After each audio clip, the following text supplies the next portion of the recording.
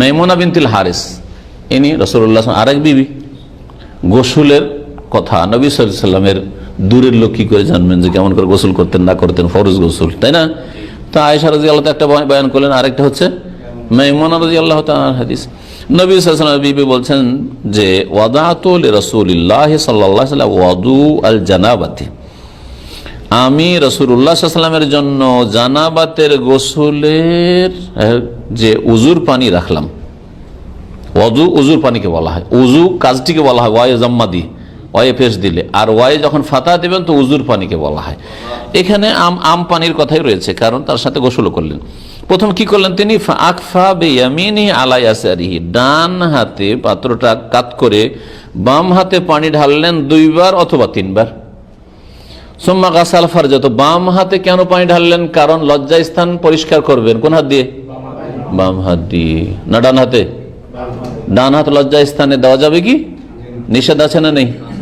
ডান হাত যদি লজ্জা স্থানে না দেওয়া যায় শরীয়তের বিধানে, তাহলে আজকাল ব্লু ফিল্ম দেখা মুসলিম যুবকরা, ফাসেকরা জিজ্ঞেস করে মুখে দেওয়ার কথা, আউযুবিল্লাহ।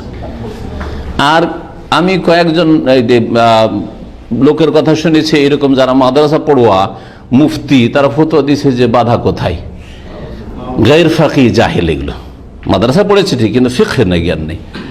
ইসলাম এত সুন্দর দিন যে যাতে মুখে আপনি বাম হাত দেবেন এটা পছন্দনীয় নয়, ডান হাত লজ্জা স্থানে দেবেন সেটা নিষেধ রয়েছে, ঠিক কিনা?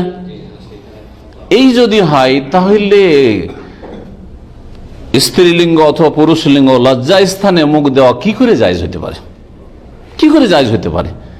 আর এই সব মৌলবীগুলো আবার ডিগ্রির দিক দিয়ে, পড়াশোনার দিক দিয়ে ভালো ডিগ্রি হাসিল করেছে, কিন্তু এদের জানি না শরীয়তের জ্ঞান আছে কিনা, ফতোয়া দেয়। আমার তো বাধা দেখছি না। আমাকে কোনো লোক শুনিয়েছে ওদের থেকে, আর নাম বলছি না, সেসব বক্তা বা আলেমদের কথা, আল্লাহ এদেরকে হেদায়েত করে এবং বুঝার তৌফিক দান করে। আমি কিছু আম দলিল বললাম যাতে করে দিদি, দিন ইসলামে এত নোংরামি নেই। নবী সাল্লাল্লাহু আলাইহি ওয়াসাল্লাম জামানায় কল্পনাও করতে পারেনি যে মুসলিম জাতি ইহুদি নাসারাদের এমন পদে পদে অনুকরণ করবে আর ওদের গর্তে ঢুকবে যে ইহুদি নাসারা কাফের মুশরিক লজ্জা স্থান চাটে, মুসলিমও চাটা শুরু করবে। আউযুবিল্লাহ, এটা কল্পনাতে ছিল না, না হলে স্পষ্ট ভাষাতে আসতো। কিন্তু শরীয়তে কিছু আম দলিল আছে, উমুমুল আদিল্লাহ, শরীয়তে কিছু মৌলিক নীতিমালা আছে যেগুলি দিয়ে আপনাকে সিদ্ধান্ত নিতে হবে যে এটা জায়েজ হতে পারে না জায়েজ হতে পারে। লজ্জা স্থান পরিষ্কার ধুইলেন, বাম হাতে পানি ঢেলে তারপর লজ্জা স্থান ধুইলেন। সুম্মা যারাবা ইয়াদাহু বিল আজ, তারপরে নিজ হাত মাটিতে মারলেন, আবিল হাইতে অথবা দেয়ালে মারলেন, দেওয়াল মাটির দেয়াল, তখন 2 বার অথবা 3 বার। তাহলে 2 বা 3 বার ঘষা দিয়ে যেই হাত দিয়ে লজ্জা স্থান পরিষ্কার করা হয়েছে, অথচ বাম হাত সেটা, সেই হাতকে পরিষ্কার করছেন। সুম্মা মাদমাজা, তারপরে কুলি করলেন, হাত তো আগে ধোয়া হয়েছে, হ্যাঁ, ওয়াস্তান শাকা, আর নাকে পানি দিলেন, পানি দিলেন মানে নাকে পানি দিয়ে পরিষ্কার করলেন, ইস্তেসার যেটাকে বলা হয়, নাক ঝেড়ে পরিষ্কার করলেন। কুলি করা আর নাকে পানি দেওয়া গোসলের ক্ষেত্রেও অধিকাংশ ওলামাদের কাছে ওয়াজিব, হ্যাঁ, ফরজ গোসলের ক্ষেত্রে, ফরজ গোসলের ক্ষেত্রে, কারণ মুখগহ্বর, মুখের ভিতর, নাকের ভিতর, তাতেও জানাবাত রয়েছে, সুতরাং এই ক্ষেত্রে গুরুত্ব দেওয়া উচিত। এটাকে সুন্নত না মনে করে, যদি ইখতিলাফ রয়েছে, একদল বলছেন সুন্নত, আর একদল বলছেন যে এটা কুলি করা এবং নাকে পানি দেওয়া, নাক পরিষ্কার করা ওয়াজিব। সুম্মা গাসালা ওয়াজহাহু ওয়া যিরাইহি, অতঃপর নিজের চেহারা ধুইলেন, ওয়া যিরাইহা, 2 হাত ধুইলেন, যিরা এটাকে বলা হয়। সুম্মা আফাজ আলা রাসিল মা, তারপরে নিজ মাথায় পানি বহিয়ে দিলেন, হ্যাঁ, পানি ঢাললেন।